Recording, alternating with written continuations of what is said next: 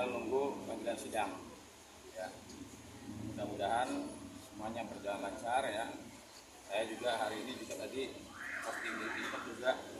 Ya ini karena kan yang kedua ini Kapolri ya. Ya memang kita harus banyak berdoa. Ya tapi kami tadi diskusi di dalam, kami meyakini bahwa gugatan ini yang kami daftarkan ini adalah juga ya itu membantu Pak Kapolri dalam menjalankan tugas dan tanggung jawabnya. Saya merasa bahwa sebenarnya ada keinginan dari Kapolri ini, niat baik dia sebenarnya pengen mengungkapkan perkara ini. Sebenarnya saya melihat ada. Nah, cuman mungkin ya dugaan kami ada kekuatan-kekuatan yang menghalangi. Nah, contohnya begini, Pak Kapolri ini ya satu-satunya pimpinan lembaga penegak hukum secara jantan, secara sukarela menyampaikan bahwa mengakui bahwa benar 2016 itu ada permasalahan. Jadi alat bukti yang diperoleh oleh anak buahnya, anggotanya, memang tidak didukung dengan alat bukti yang lain yang didukung dengan metode scientific crime investigation. Nah, saya melihat dari situ bahwa sebenarnya Pak Kapolri niatnya baik gitu loh. Karena saya lihat dari Jaksa Agung nggak ada, Mahkamah Agung nggak ada. Padahal dari permasalahan ini jadi blunder begini kan sebenarnya permasalahannya kalau kita bicara murni ya, pihak polisi itu nggak salah sebenarnya. Kenapa? Karena ketika dia mengirimkan berkas ke pengadilan, ke kejaksaan, begitu jaksa menyatakan P21, sebenarnya tugasnya selesai. Artinya sudah menjadi tanggung jawab kejaksaan. Nah, tetapi Kapolri dalam kesempatan kemarin itu dia mengatakan bahwa dia mengakui ada kesalahan anggotanya. Jadi saya lihat niat dari Pak Kapolri sudah ada. Nah, kenapa kok sekarang kami menggugat Kapolri ini? Nah, karena kami meyakini ya di tubuh Polri itu kan tidak semuanya satu kelompok itu iya semua enggak. Saya meyakini ya dugaan kami ada kekuatan-kekuatan yang coba menghalangi Pak Kapolri ini untuk mengungkapkan kebenaran. Jadi mudah-mudahan gugatan ini kami ajukan, harapan kami agar permohonan ini dikabulkan. Seperti contohnya kemarin putusan pra peradilan. Begitu putusan pra peradilan itu dibacakan, langsung Kapolri mengatakan kami taat dengan putusan.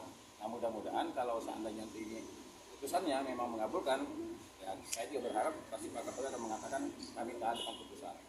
Nah, apa yang kami sampaikan di gugatan itu, nah ini saya sampaikan bahwa kami sebagai penggugat memohon kepada pengadilan ya agar kami para advokat ini juga dikasih kewenangan untuk apa? Untuk bisa membuka handphone barang bukti yang disita oleh pihak kepolisian dan juga CCTV. Karena di dalam persidangan anggota pihak kepolisian itu mengatakan memberi keterangan bahwa CCTV itu ada namun belum dibuka. Nah, terus barang bukti yang disita apa? Ada 6 handphone juga belum dibuka.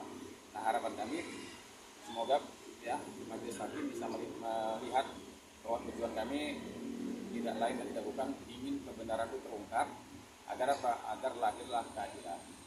Dan juga kalau sampai nanti ini dibuka ya, permintaan kami bahwa CCTV dan handphone ini dibuka di persidangan disaksikan oleh umum, jadi terbuka untuk umum. Agar apa? Kalau seandainya memang nanti hasilnya itu bisa membuktikan bahwa Peggy Setiawan plus 8 terpidana ini tidak bersalah, maka ini bisa dijadikan novum untuk kita membantu para 8 terpidana yang sudah menjalani hukuman. Bang, ini kan di dalam kasus Vina ataupun Peggy ini kan tidak hanya kepolisian, ada juga mungkin hakim juga yang dulunya menangani. Ada nggak sih Bang niatan untuk melaporkan juga? Karena kan ini kan mereka juga dari awalnya juga sudah bersalah gitu Bang. Ya memang kalau saya disuruh milih ya, polisi, jaksa, hakim, mana nih yang kira-kira kita anggap yang paling bersalah? Yang paling bersalah hakim. Ya tadi saya katakan kan kalau polisi sudah menyampaikan berkas dan berkas itu dinyatakan P21 oleh jaksa, berarti pekerja polisi itu sudah selesai sebenarnya. Jaksa lah yang bertanggung jawab. Nah, tetapi ketika jaksa mempersembahkan ini, meregister perkara ini, berkas ini ke pengadilan, nah ternyata pengadilan berani menghukum, ya jaksa juga bisa dikatakan lepas. Nah sebenarnya hakim itu, dia kan tidak peduli mau berkas itu komplit, mau berkas itu sempurna, mau berkas itu amburadul, hakim nggak peduli. kalau kamu bisa buktikan, saya hukum orang. Kalau kamu nggak bisa buktikan, saya bebaskan orang. Nah permasalahannya hakim sudah berani berkas yang amburadul ini kok berani menghukum orang seumur hidup. Nah sebenarnya bisa kita bilang yang sadis itu sebenarnya majelis hakimnya. Kalau saya mengikuti yang disampaikan oleh kasus ini majelis hakimnya on katanya. Hakim pengadilan tingginya mantu aja. Nah kemudian hakim kasasinya podo wae. Jadi sebenarnya yang paling bersalah sebenarnya hakim. Ya, kalau seandainya nanti ya ibaratnya ini kan sebenarnya pengacaranya pihak Jepri kalau nggak salah sudah pernah melaporkan hakim ini kan. Nah cuman masalahnya ini Mahkamah Agung nggak bersuara sampai sekarang. Makanya jujur aja nih, saya sebenarnya kecewa dengan lembaga penegak hukum lainnya, kecuali Kapolri ya. Dari awal saya katakan Kapolri sebenarnya udah bagus. Nah cuma begitu Kapolri mengatakan bahwa terjadi kesalahan di 2016, kenapa Jaksa Agung nggak ngomong juga gitu? Harusnya Jaksa Agung juga periksa dong. Siapa nih jaksa yang menyatakan P21 berkasnya amburadul begini? Mahkamah Agung juga sama. Siapa nih majelis hakimnya nih yang perkara ini? Nah harusnya begitu Kapolri ngomong, Jaksa Agung ngomong juga dong. Mahkamah Agung ngomong juga. Biar apa? Biar kalau soal terpidana 8 ini memang tidak bersalah ya dibebasin. Kan kasihan nih 8 orang kalau dia bukan pelakunya sampai dihukum 8 tahun, kan zolim ini kan. Nah, cuma ya kita lihat aja nanti. Kalau laporin hakimnya, saya rasa mungkin sudah dilaporin. Cuma mungkin belum sedikit agak didesak lah biar ada hukuman juga buat jaksanya, termasuk jaksa juga ada hukumannya. Hakim juga ada hukumannya. Tapi tadi saya lihat berita mulai ibaratnya tadi masalah kabar Yasin sudah mengatakan sudah mulai ingin memeriksa penyidik 2016 kembali. Bang optimis nggak sih Bang untuk yang hari ini nih Abang melaporkan ke PMJ ini? Ya kalau ditanya optimis atau enggak, kami ini para advokat tidak mungkin mau melakukan upaya hukum atau tindakan hukum kalau kami nggak yakin, kan percuma ibaratnya. Nah kenapa saya meyakini gugatan ini bisa dikabulkan? Karena begini, advokat, jaksa, hakim, pengacara, polisi, advokat, jaksa, hakim ini kan penegak hukum semua.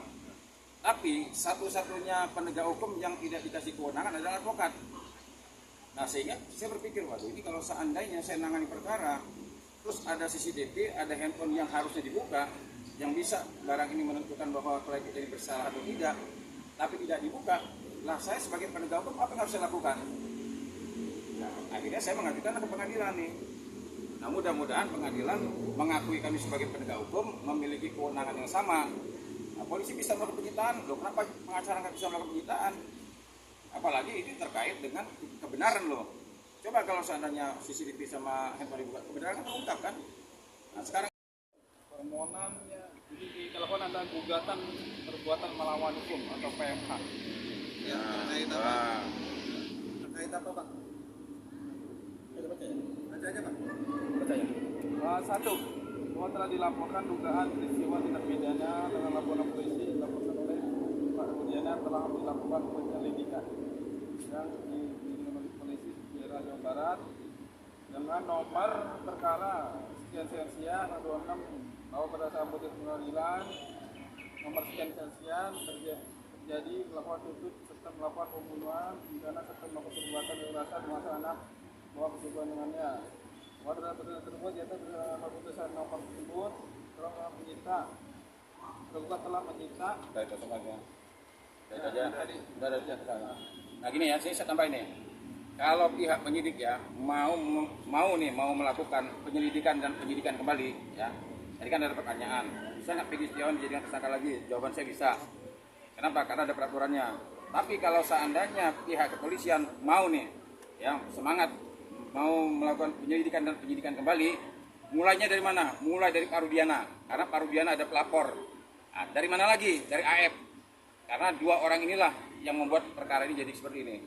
Jadi pihak kepolisian kalau mau mulai penyelidikan dan penyidikan kembali, biar objektif, jujur, ya transparan, adil, tidak memihak, mulai dari Pak Rudiana. Lanjut sama AF. Ini dua orang ini nih.